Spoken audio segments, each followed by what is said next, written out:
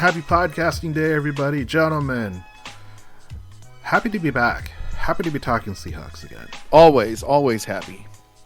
It is, we've been on basically a 3-game continuous series. We're like, hey, the offense looking good, defense not looking good. But here we are. I had fun with that game. I actually enjoyed it a lot more than I thought it would.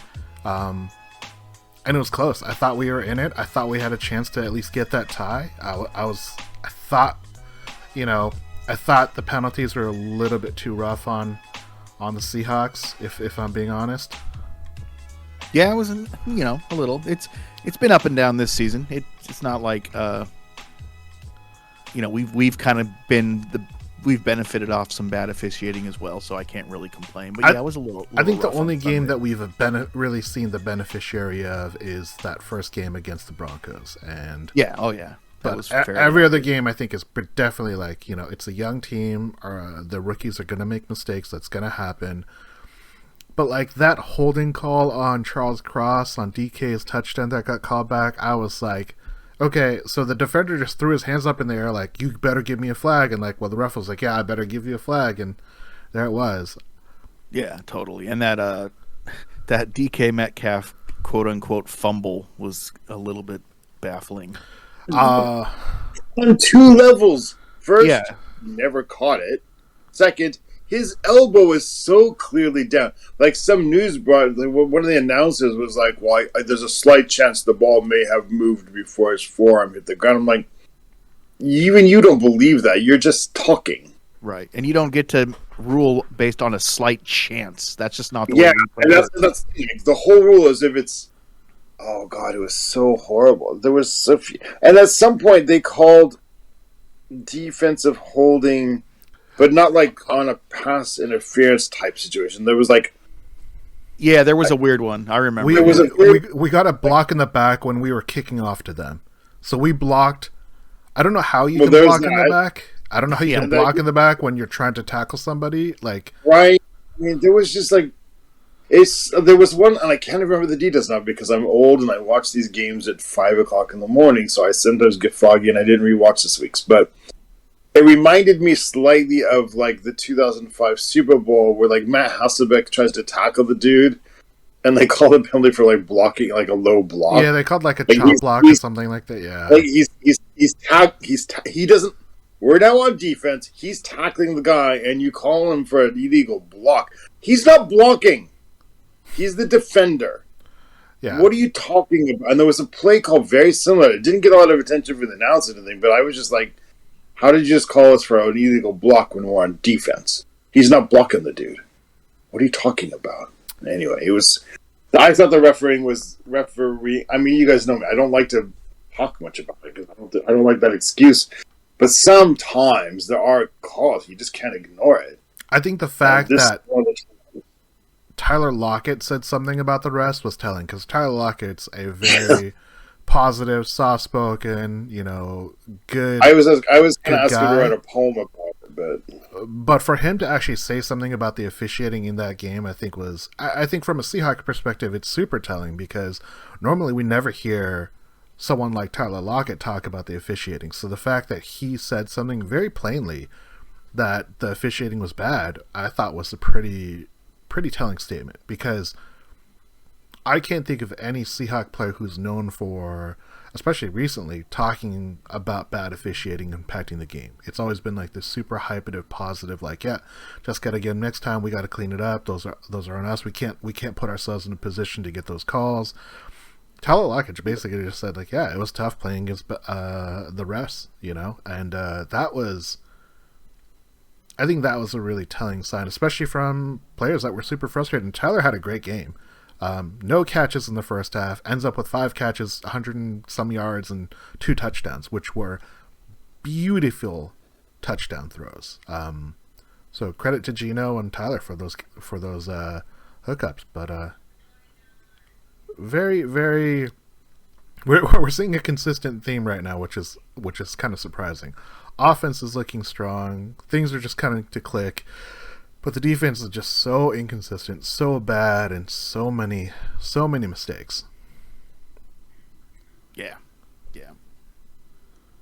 Yeah, I mean, that says it all. But continued props though to Geno, who continues to make me apologize every week. Yeah. Makes me apologize to Tyler. His play makes me want to apologize to Tyler Lockett because trying to be smooth, super smooth and analytical and awesome and blah blah blah. I spent the whole offseason saying if Geno's our quarterback, then Tyler Lockett really has no place because I felt like Tyler Lockett is a wide receiver that you need somebody like Russell Wilson to be able to take advantage of his skills, but that with a quarterback like Geno, he'll disappear. Like but a wide receiver like Metcalf, I felt like that's what you need. Like Metcalf helps his quarterback, whereas I felt Lockett needs like a really high quality, high end quarterback to take advantage of his skills. And you know what? Like Lockett's fine. He's way better than fine. I mean, I'm increasingly convinced that when we traded Russell Wilson, we didn't include his talent. We're like, yeah, you can have the body, but we're going to keep the talent and just transfer it to Geno. Because Geno sometimes looks like Russ, and he didn't last year. When he had his 3 starts last year, Geno did not look like Russ at all. His body language he didn't run the ball. He just looked like a deer in the headlights 84% of the time, I thought. Well, I mean, that Jaguars game, he was on fire. That Jaguars game, the last start that he had, is actually more similar to what we've seen in the last 3 games than what we saw in the first good. 2. Like, he didn't look like Russ. He played well. There's lots of ways to play well, right? Now, he's got, watch it. Like, he'll do the same kind of move kind of thing. And they're calling now that he's proven he can move, they're calling some of that same like move the pocket, roll out, bootleg kind of stuff. Like that one of the passes to Lockett was like Russ's bread and butter, like roll out to the right, Lockett's gonna run like a post left, and by the time he gets there, everybody will let him go and just launch it. And if you launch it right, that's going to be in it. And they did the exact same play. Yeah. It's kind of cool. Yep. So the Seahawks offense continued their strong showing as Geno had another great game. Unfortunately, the Seahawks defense also continues their post showing as they allowed another player to have a career game for the 3rd time in a row. We all seem to be okay with this up and down year, but can we really continue to live with these poor defensive performances? I think that's a question that we'll just have to kind of take week to week. The game may also be pushed back an hour and a half due to a potential Game 4 for the Mariners. This is the first time they've been in the playoffs in pretty much the 21st century. This is the HawksCast.net podcast brought to you by the Hawkscast Forum. Check us out on Twitter at Seahawks Podcast, Seahawks Forum. I am Sam. With me as always is Zeb and Ross, and we are going to jump into the most important topic number 1, Geno Smith. Zeb, I need to know. Last week we talked about Geno being the truth. This week we need to start talking. Should the Seahawks consider extending Geno before the end of the season? Can they risk losing Geno if this is what we can get on almost a pretty consistent basis? I mean, I think it's too early to say for sure, but if he continues to play this way throughout the season, then I think by the end of the year, you have to consider it. I don't know exactly what their long-term plans have been, and being that they skipped out and on all the other quarterbacks in the draft this year, I suppose there's the possibility that they have their eyes on somebody next year or in the near future. But if he plays at this level consistently for the rest of the year, you have to consider it for sure. I don't think he's going to break the bank no matter what. If it gets wild and he goes out there and wins an MVP or something like that, I don't know. I guess all bets are off at that point. But you should be able to get him for a reasonably decent price, I would think. So, it's something to consider for sure. What is your ballpark? And now, obviously, it's hard to project exactly what a quarterback would make. But if you had to give like a guess of what you would be willing to secure Geno for another 2-ish years, let's say he gets a Pro Bowl bid this year. What would you say is like, okay, if I'm the front office, this is what I would give Geno to have him for 2 more years? Is there a number you can put out there? I don't know the numbers. I don't really know I don't know how all that shit works. I don't All know. right, Geno's making 3.5 right now. That's his basically. That's not even his base salary. That's like incentivized if he plays all the games. The average starting quarterback right now, it's about 22.5, I believe, for like the ones that have gotten their second contract. Is there a number you could think of? And again, if you can't, that's cool. Don't worry. I'm not gonna force you to hit number crunchers here. I honestly have no idea. Like right now, he'd probably take $10 million, but if he balls out all season, who knows? Maybe he starts looking at getting shopped around a bit. So, what I don't want to do is give him $250 million. I don't want to get into a situation again where we're paying our quarterback too much money and then having to skip out elsewhere. So. All right, so let me put it in this perspective. Hold up. I got this question. You'll get this too, Ross. Sorry, go ahead. What would it take for Geno to get close to a franchise tag? Let's just put it at that. That's the top 5. That's the average of the top 5 quarterback salaries for 2023. What would Geno have to do to get there?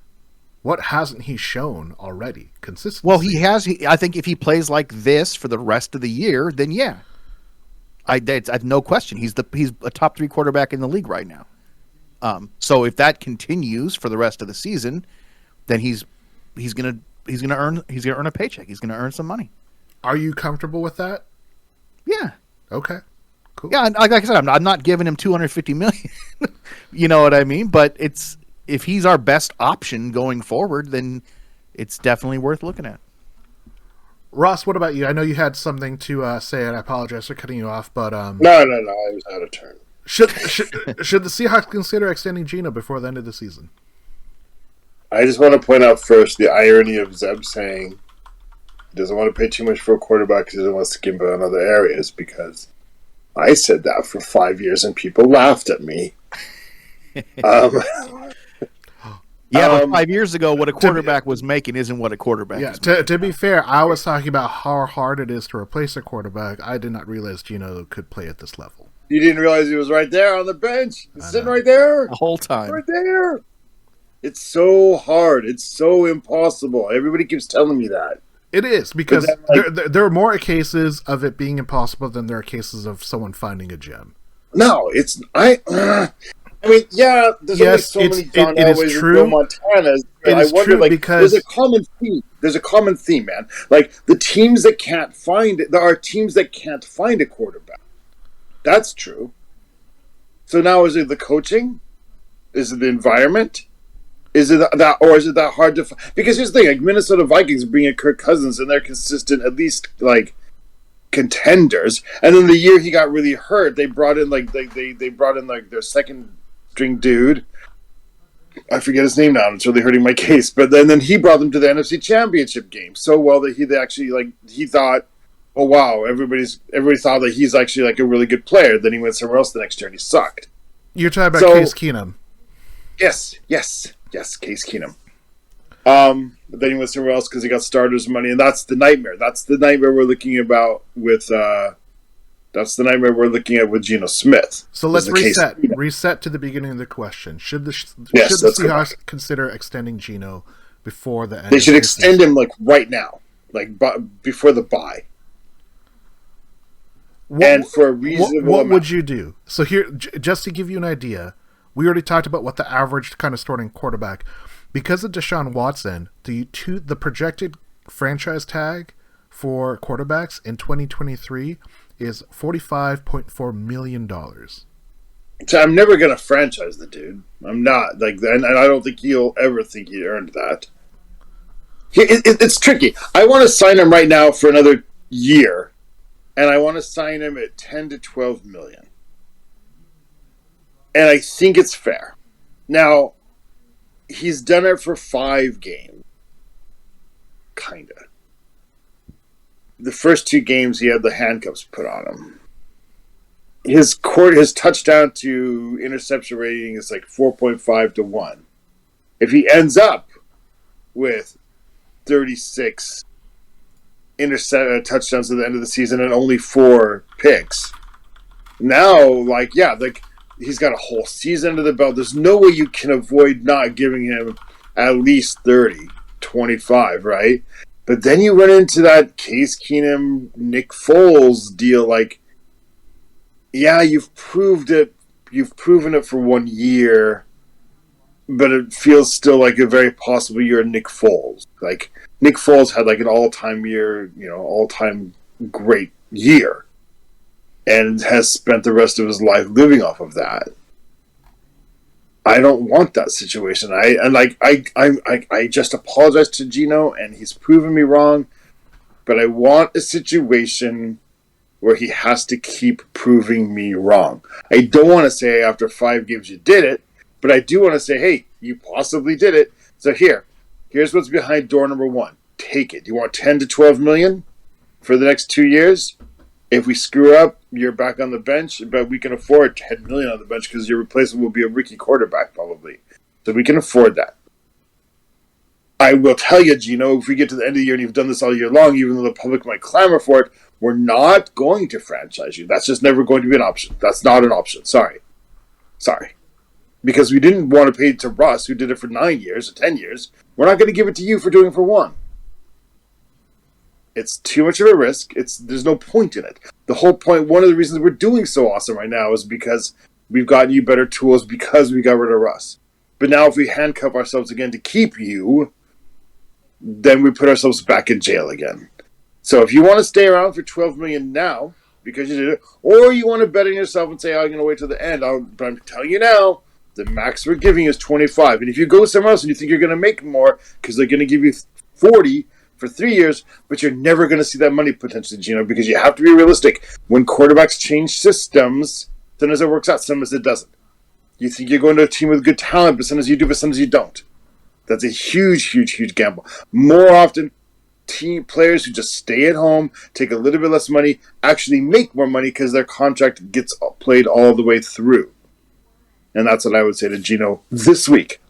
Is that something you would say to someone who has only made about $14 million in his career? Like, could you convince them to say, like, hey, stay with the Seahawks because you're going to see more of the money we're going to give you over the longer term? Because it's real.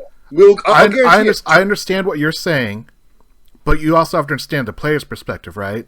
They've been in the Go ahead, sorry. Geno's been in the league for 8 years. He's been on 4 teams. If you're trying to tell him, like, hey, stay with us on a cheaper deal because you'll see more of it than taking the big money over here, is that realistic for players to do? Oh, totally. I mean, at this point, because you're looking at it from one point. I mean, yes, he's been in the league for 8 years. He's been on 4 teams. And so you're like, okay, now he might see his one chance to make a big score. First of all, $12 million a year for 2 years, and I will say even fully guaranteed. That's all real money. That's real. So you're saying, wait. I want to clarify. You want to give him $12 million over 2 years, so average of $6 million a year. $12 million a year. $12 million a year. Okay, so 24. Fully guaranteed. Okay. And that's real money. That's in the bank. Bam. Because again, all the other money is theoretical and it doesn't often work out. Like, do we now think that Russell's going to ever see anything like $250 million? No. He's going to see quite a bit of it. He's going to see a lot of it because they really screwed themselves. But how many times have you seen a player take more money, go to a team, but the new team doesn't fit? The players around him don't help him out as much, or the coach doesn't get him, the system doesn't quite fit, or whatever it is. It happens all the time. Every year. It's one of my pet peeves. Like, stay at home in a system, and with the team that you get and you know you're good in, you're going to get the extra money back by doing commercials. Because if Russell Wilson had finished his career in Seattle and had always been a Seattle player, you now have more of an identity, even though it's Seattle and it's the wasteland or whatever people consider it or something. Like you end up with a better identity that's going to help you sell more. I mean, he's gotten like one national ad now. It's a commercial for sandwiches that everybody mocks. Like, stay home, build a solid identity in one place. That's real branding. If you want to get into that bullshit, I think that everything you're saying makes sense, and from a logistical standpoint, it's probably true. But we are talking about players that have egos, that players that know they are better than the average person. Yeah. I don't know if that's realistic to say, like, hey, be 100% logical in how you approach yourself, because a lot of these players are always willing to bet on themselves. Geno Smith is willing to bet on himself and willing to bet, like, I'm going to keep taking a 1-year deal because I'm going to get my chance, and I believe in the culture, I believe in the team. Because Geno's been with Seattle longer than he has been with any other team. Yeah. Obviously, he hasn't thrown the ball a lot. But everything that you're saying, Ross, I think works if Geno's willing to say, like, yes, I care more about my long-term than my short-term. If Geno was 24, 25, 26, 27, I probably would agree with you to agree. Like, there's a less percentage chance he's going to go for it. But I see it a little bit different for you. He's 31, going on 32. He's been around the league. He knows how harsh it can be. He knows how rare of a chance. He never thought he was going to get a chance to start again. I think he knows how good Seattle actually has been good to him. Seattle actually, like, he probably felt it too that they wanted Drew Lock to start, but he also knows that they gave him a legitimate chance. How many teams out there say, oh, it's an open competition? And it's not. It's not open competition. Like, Geno was not who they wanted to start this year. There's no way you could read what they were saying in April, May, June and think that. But he won it. Pete has been saying from the get-go that Geno's the starter. It's his job to lose, essentially. So whether that's fluff or desire or, like, motivation. They didn't throw Drew Lock into that trade by chance, man. Like, it looks so random, right? Anyway, but, like, you don't see many teams, just like you don't see many teams make that move like they did with Russ when Russ was a rookie. Like, he's a third-round rookie. We just paid so-and-so dollars to get Green Bay quarterback dude, Matt Flynn. And, like, not many teams will really have the guts. Not many coaches will do that and pull the trigger and say, yeah, we're just going with Russ. Yeah, let's go for it. And we forget now, but it was a little bit rough at the beginning until they put in some RPO and stuff.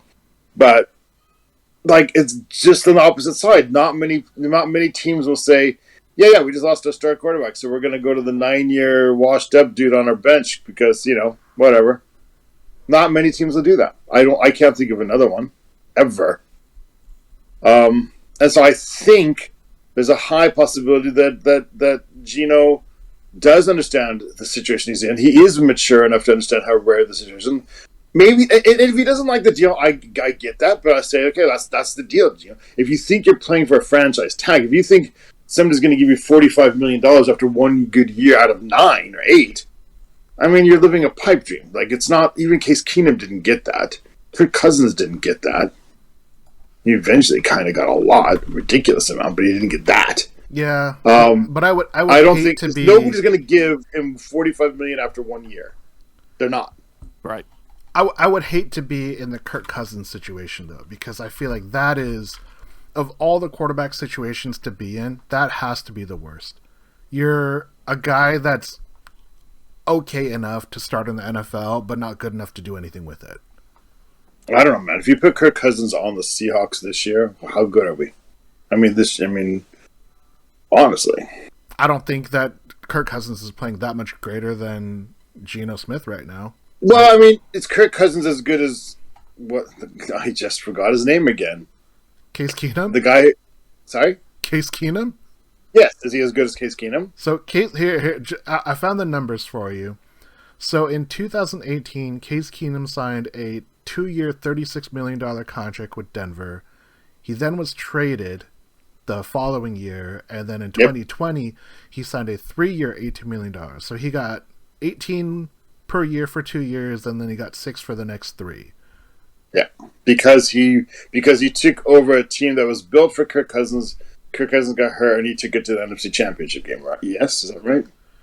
I think it was pretty close to that. I mean, he's making right now as much money as Geno Smith is, and he's a backup. Well, yeah, I guess Geno's being underpaid right now because Geno hadn't earned a starter. I mean, like, to be honest, I mean, last year he started 3 games and he won 1. I mean, that's a replacement level backup. Right. Even last year. But I mean, it was different because, like, this year, you know you're the starter going in, and the team has extra money to resources to build around you. If you don't have, last year was the worst of both worlds, right? You have a team built with the resources left over for having Russ on the team, but then you missed Russ for so many games. So now you're in the worst possible situation, right? You don't have the resources to build, but you also don't get the quarterback. Now go ahead and start the games, Geno. I mean, come on. like, So yeah, I mean, I know, I get it, I get the disagreement, but that's what I think is fair and reasonable, and I think John Schneider operates that way. Like, okay, if you think you're worth more, that's cool, we get it. There's no hard feelings. It's a business, but we can't do that, and we're going to take our 2 first-round picks and bet on the draft because we have those, Geno. We don't have to have you. We can go get a rookie. There's some everybody's talking about how great this quarterback class is, and you know what? You're right. It's a crapshoot, but you know we've got 2 first rounders. We could take 2 of them. We could take 2 of those suckers, and see which one is awesome. Right. And what if they're both awesome? Then we trade one, keep one, and we get our first rounders back. There you go. So Geno, you're not actually holding all the cards. And by the way, next year you're 32. He'll be 33. And by the way, you've done it for 1 year. Geno just turned 32, so he'll be 33 next year. Sorry, 33. And by the way, Geno, you're doing it with DK. And with Lockett, and look what happened to Russ when he didn't have those people anymore. Something to think about, Geno. Wow, Russ is just hypercritical. And I think fair.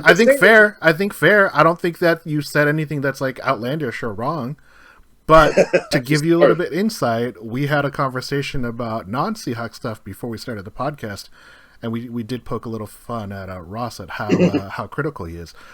I demand a lot. And I think it's okay to demand a lot. I think what the issue is the question of should the Seahawks consider extending Geno before the end of the year? I think they should, because what it does is it gives them security to mess up in the draft. Having Matt Flynn allowed them to get Russell Wilson in the 3rd round. Having Drew Lock allows them to let Geno challenge for the starting position. Having 2 people, even if you're not 100% on either of them, gives you that assurance. If you sign Geno to a 2-year deal, and even if you are giving him $18-20 million a year, which is a lot of money, you're not paying your rookie quarterback, so you're not tying yourself down. The team is relatively young. Obviously, we have a lot of holes to fill, but at this point, you're not looking to extend any of the guys on the team. They're all still on rookie contracts. So if you end up giving Geno a big contract, which is bigger than probably a lot of us would want to, and then you still draft a quarterback in the next year's draft, I think that's a positive. That puts you in a position where you can say, look, we can get Geno to play for another 2+ years, have the rookie sit behind him, learn how to play the game from someone who has been in our system for a long time, and take it from there. That has always been, to me, the best quarterback transition. Unless you have someone who's just lights out and they just capture lightning in a bottle, which we saw with Russ towards the end of that 2012 year, making it so that the rookie doesn't have to start out of the gate on day 1 sets them up for more success than saying like, all right, here's all the sacks, here's all the punishment, here's all the mistakes, and just go with it. That's been more of a recipe for disaster than for success. And I think if that's what Seattle does, it is very important to consider whether or not it is worth extending Geno, even if you're paying a little bit of a premium, to make sure that you don't lose a bidding war. You don't have to figure out, okay, well, we can always run it back with Drew Lock and hope that he's learned how to control those turnovers. Geno Smith, he's unlikely to be an MVP candidate, but at this point, he's a top 5 quarterback, no question. I don't think there's anyone out there that could say, based upon the stats alone, that Geno is not a top 5 quarterback through 5 weeks in the season. And again, we're talking about 5 weeks. We're not talking about the whole year. And to Ross's point, yeah, a lot of teams make a mistake by banking on it, but quarterback's also one of the hardest positions to fill. Even if you're a bad team, you're a bad team. You make bad decisions at quarterback, but good teams also don't let their good quarterbacks go. Seattle's really the first team to do so. So I think you have to consider it. I don't know if you pull the trigger. I don't know if you can come to an agreement, but I think it's something you definitely have to consider, not only for just the next year, but also what is it that you want to build for this year alone? Because the way that Geno's playing, I don't think you could be anything other than excited and impressed and wowed at his level of quarterback play now. I think there's a lot of football left to play this season. And so I think it remains to be seen. I agree with Ross. If he would take 10 or 12 right now, that's safe. But other than that, he's done great. He's surprised a lot of people. He's proven a lot of people wrong, but he has a lot more games to play still. So we'll see what happens. Nick Foles scares the hell out of that. That whole story scares the hell out of me, man. Well, we've seen a lot of people get paid off of a small sample size, haven't we? Yep.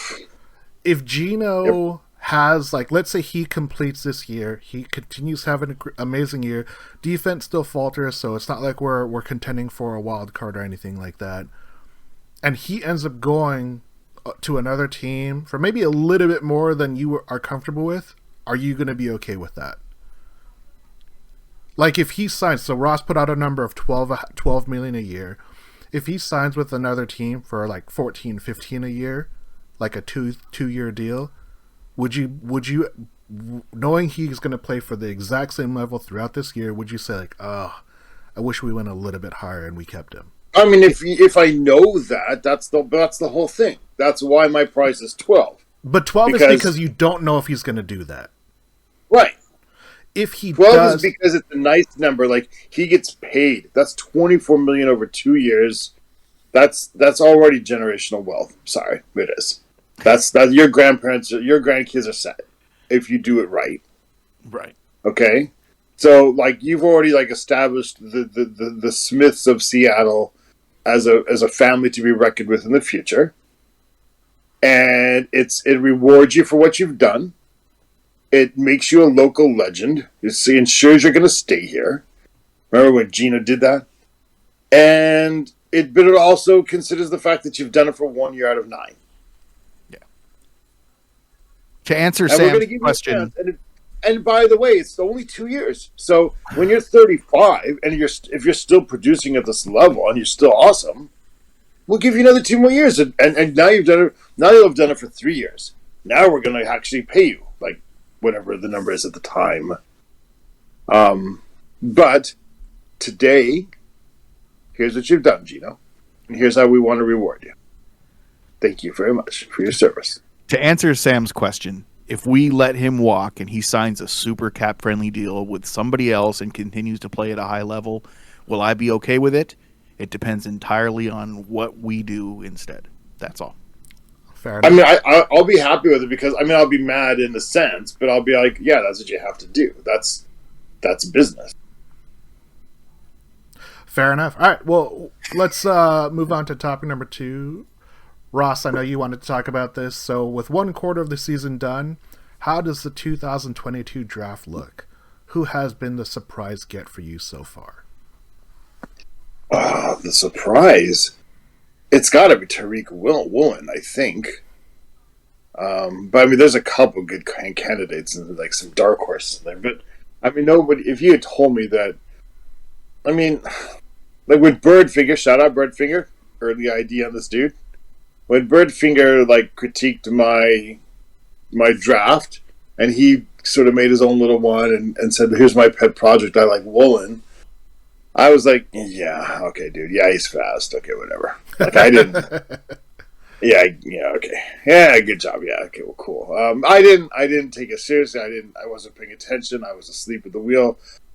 It was just a dude. I was like, actually when they picked him, I was like, oh man, I've got 10 sleepers here I like better. And, 3 interceptions already, and they're cool interceptions. Right. They're not the dude just stood up. You're baiting the guy into it. and like returning one for the touchdown, and he's got a forced fumble, I believe. Yeah, that dude, he's got star written all over him, and that's amazing. Shout out That's to Birdfinger for getting a Tariq Woolen jersey. Where is he? I didn't even know they had made those yet. Like, somebody's on the ball. But how do you rank the draft overall then? So Tariq is a surprise. What about the draft as a whole? I talked a little bit of this on our website, hawkscast.net. I mean, the first 6 guys are all either starting or in heavy rotation. 6. I mean, I want to leave some meat on the bone for Zeb to talk about, so I don't want to go into too much depth, but 6! That's pretty amazing. Even though, yeah, we're drafting higher, but still, you get all the way down to the 5th round, you're still going, starting. Then there's a sudden drop-off, because after Woolen, like, everybody's like, I think I saw him on the field once. They're all in the practice squad. Yeah. But, yeah, this is one of those, I mean, PE Hawk talked about it, and it's something maybe we haven't talked about enough as far as an aspect. When we talk about how Schneider and Carroll's draft prowess had maybe dropped off, there is a difference when you're drafting, A, of course, with actual real good ammunition to draft with, but B, when you're drafting to rebuild or drafting to build rather than to maintain, it's probably a different mentality. And that's probably makes it quote unquote easier. And this seems to be the specialty, because this looks like it's got the potential to be one of those legendary drafts, right? If Walker ends up just like being awesome, and it's shown indications he can, and these 2 tackles who kind of getting jobbed because of the nature of their job is we don't talk about their job if they're doing it right. But like, how much have we talked about Abraham Lucas this year? 0. But that's actually a good thing if you're a lineman, obviously. So, holy crap! This is looking really, really, really good. It's looking legendary so far. Legendary. So far. Ooh, legendary. Isn't it? Am I overstating it? I mean, for someone that we were joking is hypercritical about stuff, he's just like, oh, by the way. I mean, I am hypercritical. I'm like the only one who watches that movie Whiplash, and I'm on the teacher's side. And I am. I legitimately am. I'm like, yeah. How else are you going to get people to be motivated? I debate back and forth. It's a very complicated topic for me. But yeah, I think it's legendary. I think when you get a guy in the 5th round who most people really weren't really seriously considering, and he's already got 3 interceptions, and when you get 2 rookies you can both start at both sides of the tackle, and you can trust them to both your end pieces are rookies, and it's working out fine. I mean, that's pretty good. Yeah. Zeb, what about you? You looking at this 2022 draft class? First 6 of the 6 draft picks are all either starting or they're going to see heavy rotation. I believe all 6 of them are probably going to start this game against the Cardinals. 2 at tackle, 1 at running back, 1 at outside, a corner, and who am I missing? Kobe Bryant's going to start at nickel. Yeah, I mean, it's the best draft we've had in over a decade. I guess we'll see how it stacks up long term to those 2010, 2011 drafts. But so far, you can't even pretend to be disappointed in anything. This has been all we've ever wanted out of a draft. And if these guys can make this work long term, this could be a pretty stacked roster, and especially going into next year, if we can, I don't expect this kind of results in next year's draft, but if we can get another 2 first rounders, you can expect something. Awesome. Yeah, if we can get 2-3 guys like this next year, maybe more guys that can contribute. It's really going to change the franchise, isn't it? Very, very promising young base of players. So yeah, super stoked. I love watching these guys learn the game, and improve, especially guys like Kobe Bryant, improving week to week, because he's still got a lot of work to do, but he's showing to himself to be a bit of a playmaker, and that's awesome. So obviously Woolen is just off the charts at this point. If he keeps this up for the season, he's got to be in the running for Defensive Rookie of the Year. Again, same as before, lots of football left to play, but things are trending very well. And then I would say, obviously, he might be the biggest surprise for most people because he was a fifth rounder. But I think there was a lot of talk about Abe Lucas kind of being a project. And the fact that he's come out and basically proved everybody wrong and shown that that run blocking can be is a strength of his. And like Ross said, you never hear about him because he just tends to apparently just doing everything right. So I would say he's my biggest surprise so far. Yeah, it's really hard to find a flaw with how good this draft class has been. Getting 6 players out of your first 6 picks to have such an immediate and impact.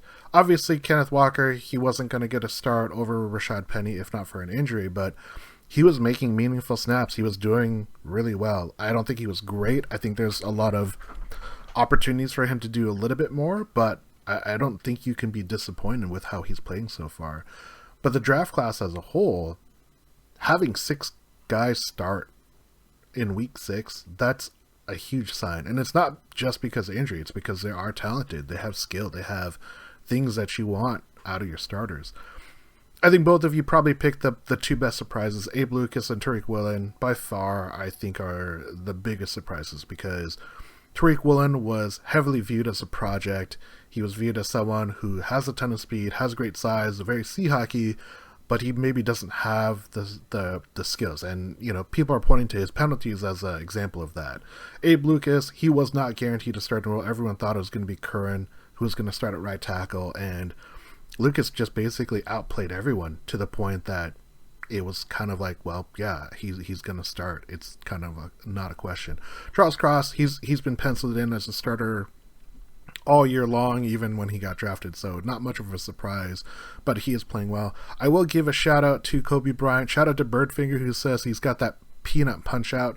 So just to put a little bit of perspective, they're 2 very different corners, Tariq and Kobe. Obviously, one's nickel, one's outside, but Tariq has 2 quarterback hits. He's got a sack. He has 3 forced fumbles. He does not have any.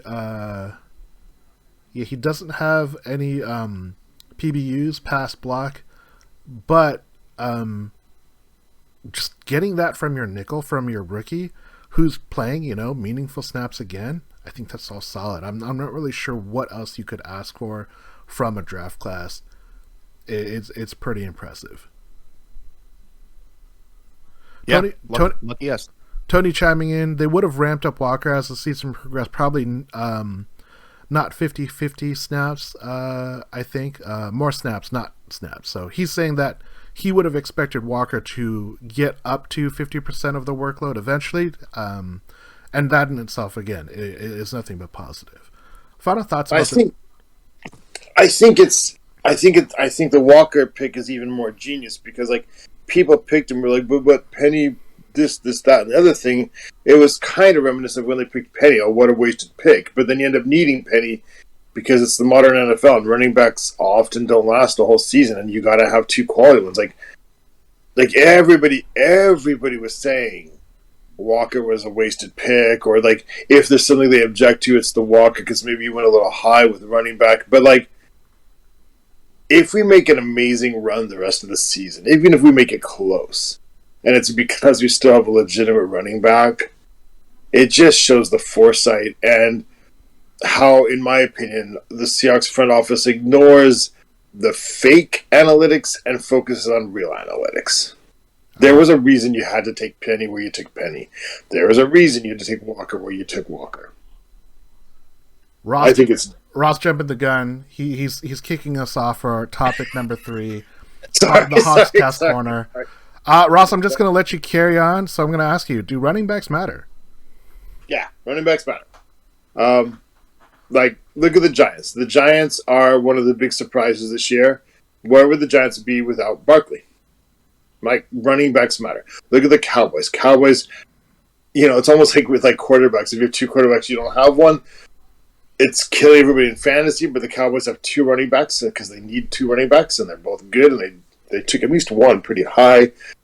I mean, yeah, if you people get fascinated because like you can find like Chris Carson was taken in the seventh round, and you can every once in a while you could do really really well because running backs especially can slip through the draft and can go unnoticed, and there's a lot more of them out there.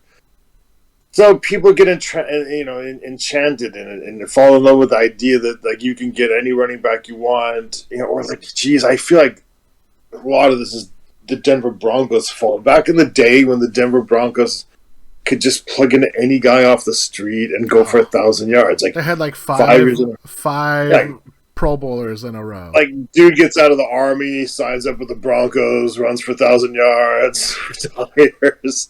The other guy comes in and he does it. But in real life, every year, if you look at, like, Dalvin Cook was not a seventh rounder.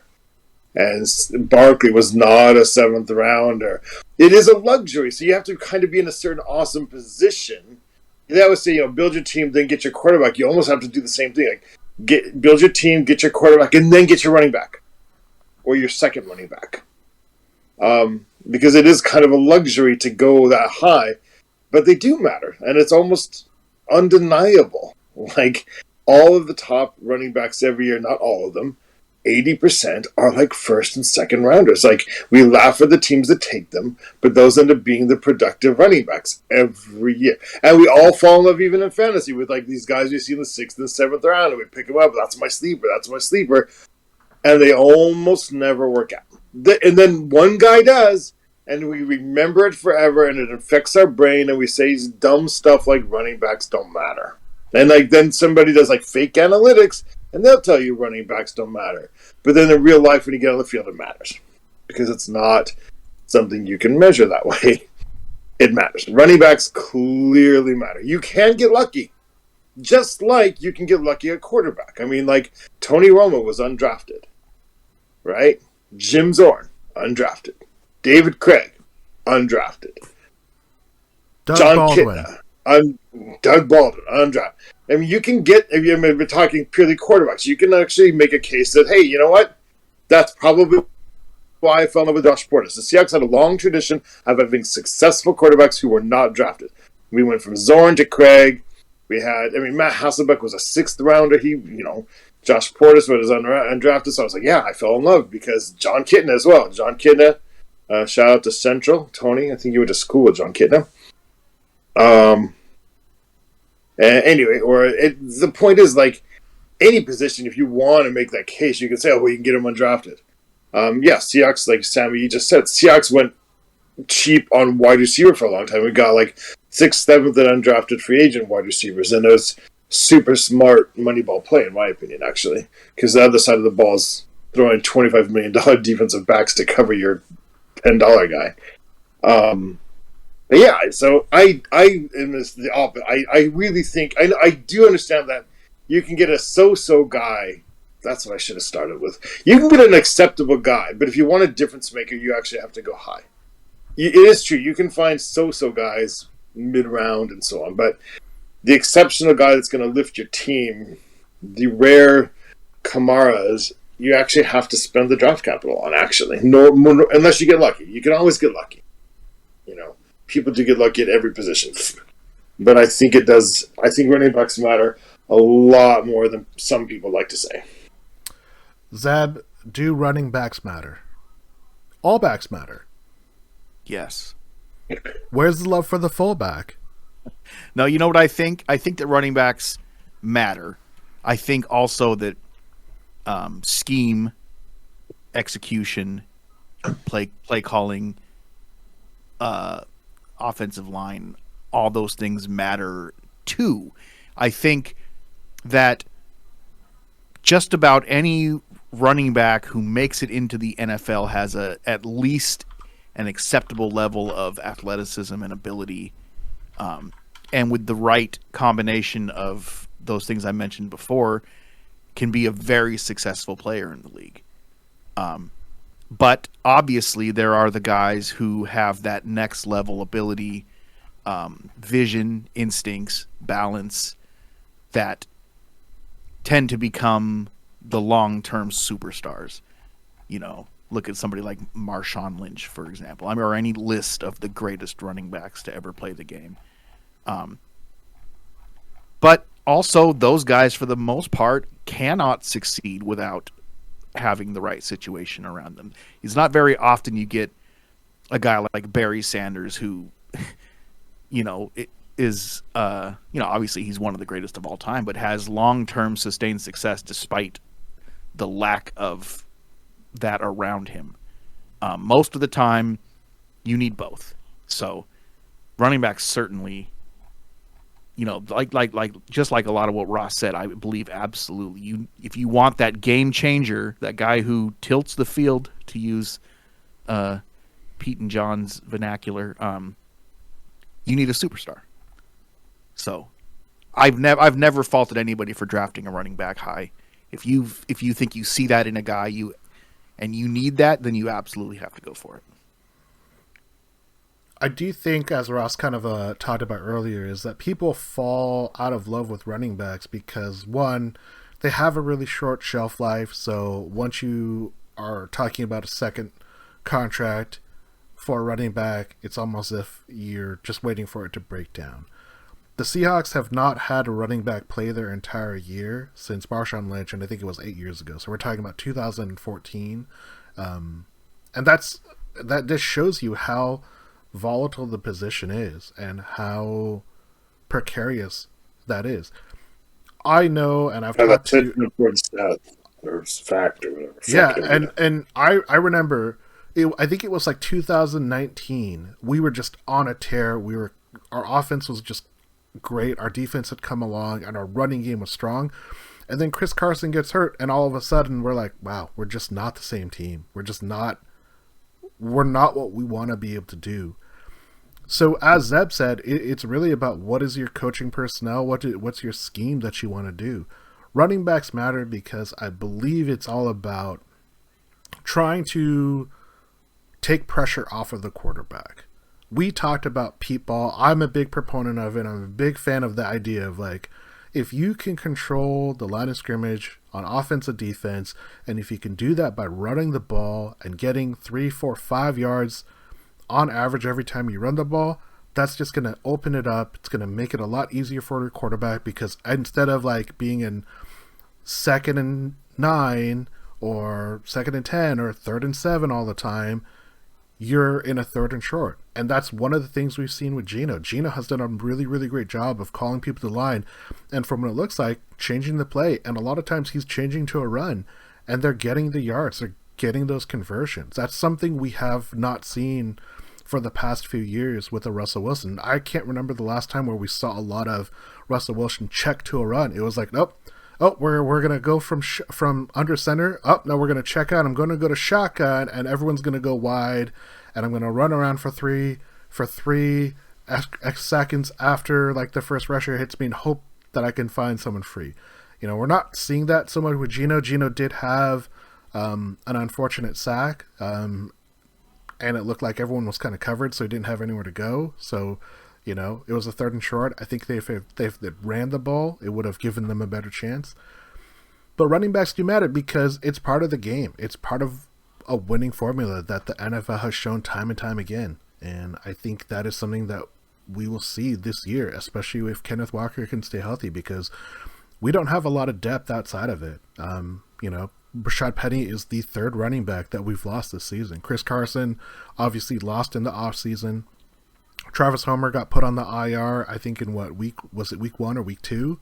And now Rashad Penny had a really, really ugly injury. A couple people saying that the Saints were a little dirty and doing a little of the crocodile alligator roll, grabbed onto his leg, and, should have been much more mindful of the players out of bounds. But that's football, and it sucks. And I feel bad for Penny because he looked like he was coming along. But yeah, running backs matter because it's a core component of what Seahawks and Pete wants to do. And I kind of felt as if suddenly Shane Waldron was calling games and really utilizing the running game, which I don't think we saw really a lot in the first 3 games. So I'm disappointed. So with Geno running the offense this year, has your impression of Shane changed at all? It's changed in the last 2 games because he's running the ball a lot more than I expected. Like the first 3 games, I've talked about on the podcast, I've talked about it online, I've talked about anyone who is willing to listen to me. We're not relying on the running game at all, which doesn't seem like what a Pete Carroll offense wants to be. And if it's going to be a Shane Waldron offense, that's fine. But then I don't want to hear Pete saying, like, we got to focus on running the ball, and then Shane Waldron and Geno or the quarterback or whoever not run the ball. So obviously the points are nice. The offensive execution is nice. But I want to see them continue to rely on a strong running game to help take pressure off of Geno. Fair enough. Agree. Final thoughts on running backs. Let's hope we have enough to last the rest of the season. I know.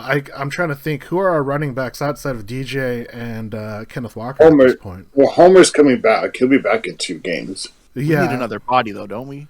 Yeah. And I think we're set. Like, we picked a guy Walker, off of a practice squad. Dude. But hopefully... Yeah. I mean, we had a play where all 4 of our running backs were on the field at the same time. Yeah.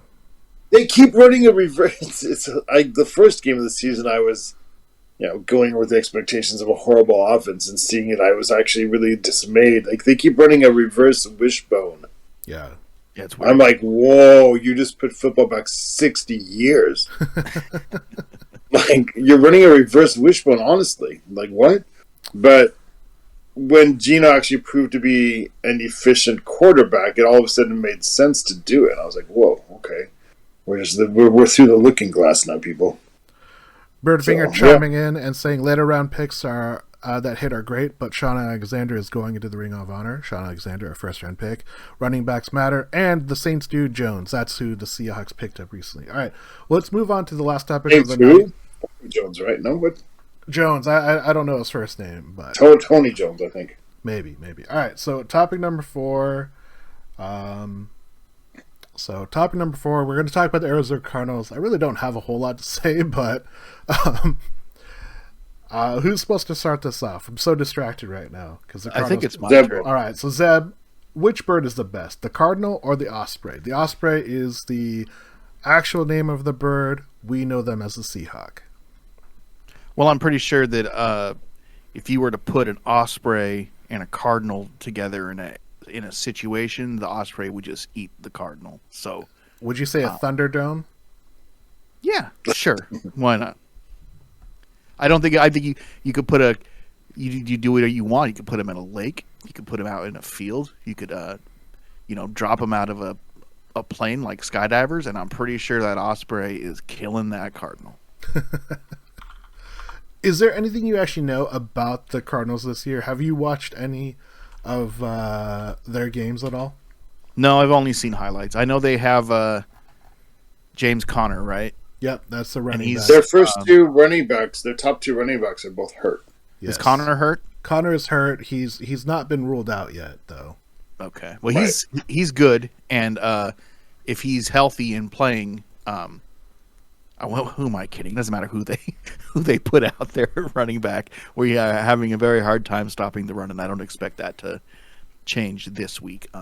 But no, I've only watched highlights, so I don't really know much about him. I know that Kyler has he's very capable, but he is also prone to mistakes, and he gets very frustrated very easily. So if we can get after him, maybe we can cause him to make some mistakes and some turnovers.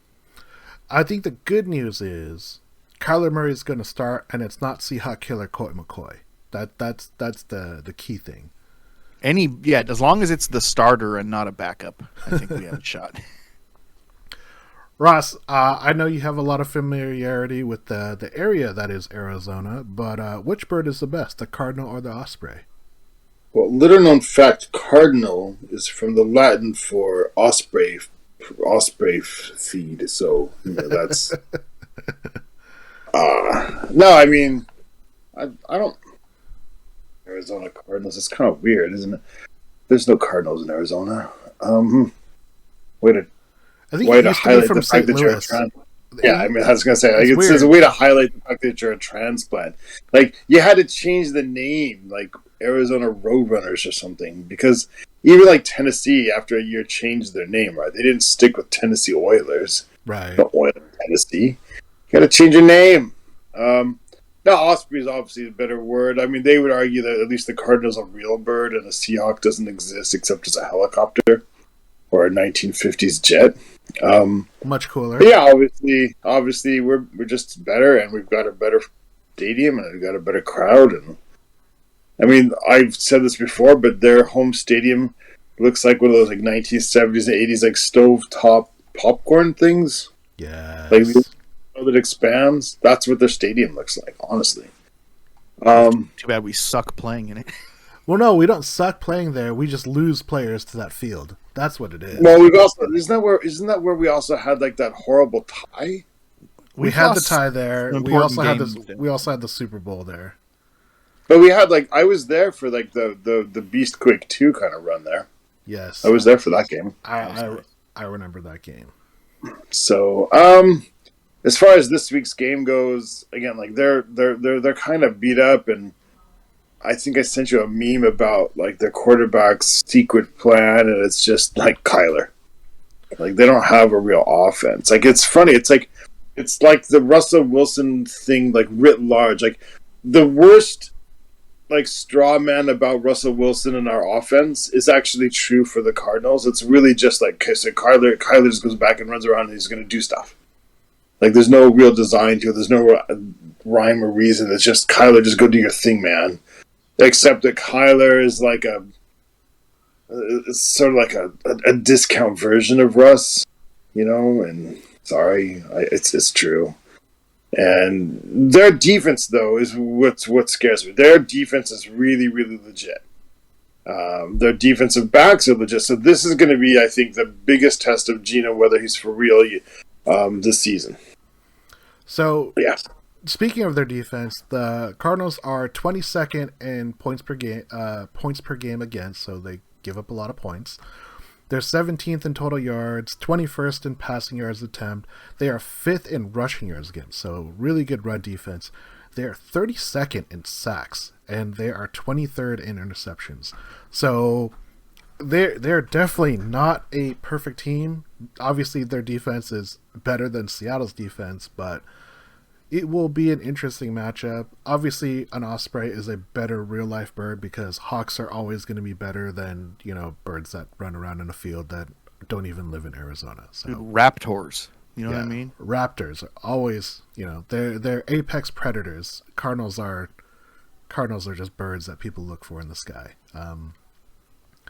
I do think that there is something to be concerned, not so much about the Cardinals themselves, but just if Kyler Murray cannot get contained, it will be a long day for Seattle because that means that he's just going to be able to run free. Every broken play is going to turn into a first down opportunity for them, which puts Seattle in a very, very poor position. And I think that's the biggest concern. Maybe due to the fact that it's a divisional game, it'll be a little bit more familiar, and we have had pretty decent success against Kyler in the past. This will be the opportunity for us to reset a little bit, but not something I'm overly concerned about, but also not something I'm like super excited about.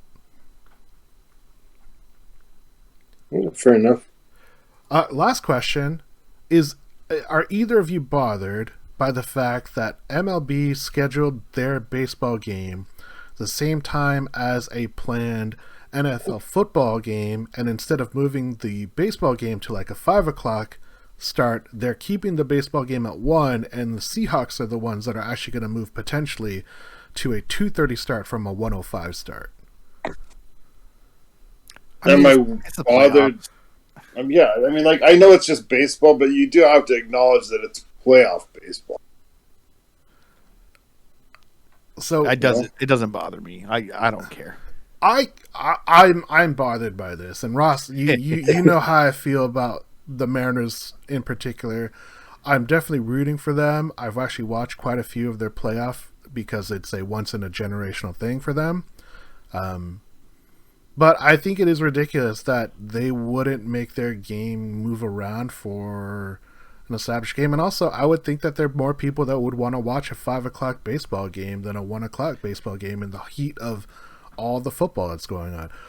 Is there any explanation that we know of why they're moving the football game instead of the baseball game? I think it's one of those things that the leagues kind of like have an agreement with each other that say like, hey, we know that the end of our year is going to compete with the beginning of your year. We would like it if, we could be afforded some concessions because our playoffs are obviously more important than a regular season game. But to give a little bit of like context to it, MLB in the wildcard series, they're averaging about 2.7 million fans per game. Last week in week 4, based upon the numbers that I could find, the lowest watched NFL game last week was the early Minnesota-New Orleans game that I was even aware that was happening, and I slept through it. That got 4.7 million for that game, and that was the lowest viewed game of all the games last week. So, yeah, viewership-wise, baseball is it's half of what football is, and these are regular season games versus their playoff games. Yeah, and obviously they play a lot more games also, but I'm just wondering if maybe there's logistically some reason that made sense. I'm sure there must be. No, it sounded like, because Pete had mentioned it a few days ago that it was something that they had been talking to with the Mariners and the MLB to try and accommodate them. So my best guess is it's like a professional courtesy because it is their playoffs. But I would have thought, like, if for me as a fan, I would have rather have had the 1 o'clock Seahawks game and then a 5 p.m. playoff game. I think that would have been great. I think it's a much better game under the lights than it is during the day, but that's probably me. No, I think I agree with you. Final thoughts before we get onto some predictions. All right. I got nothing. All right, let's go to it. Ross, I'm going to hit you up first. What is the final score? Cardinals versus the Seahawks. 21-17 Seattle. Okay. 31-24 Seattle. It's going to be a high-scoring affair. I love our offense the way they're playing right now. I just don't trust our defense. I'm going to say it's going to be 34-31 Cardinals. Nice. Yeah, unfortunately. Ross, yes or no, will the game get pushed back for the Mariners playoff game? The only reason why the Mariners would play a game 4 is if they either win on Thursday or on Saturday. So they have to win at least one of those two games. Otherwise, if they get swept, no game 4 will be played. Yes or no, will the Seahawks... They're not getting swept. I mean, they just if it weren't for a monumental bullpen collapse yesterday, they had it. Like, they're not going to get swept. They're going to have to push a game, yes. Okay. Zeb, yes or no, is the Mariner game going to push the Seahawks game back? Yes. Refuse to lose. You're just bringing up all this resentment from within. I want to say yes. But I also think that baseball is a huge game of momentum, and I think the the Mariners just like screwed the pooch by giving up that game. They had a commanding lead, they were playing well, and one of their best assets, the bullpen, just choked it. And they played the two worst players to come in at the end of a game when it was close, and I don't think they'll have it, especially since this Astro team has had their number all year long. Ross, yes or no, would the addition of outside linebacker Bruce Irvin matter?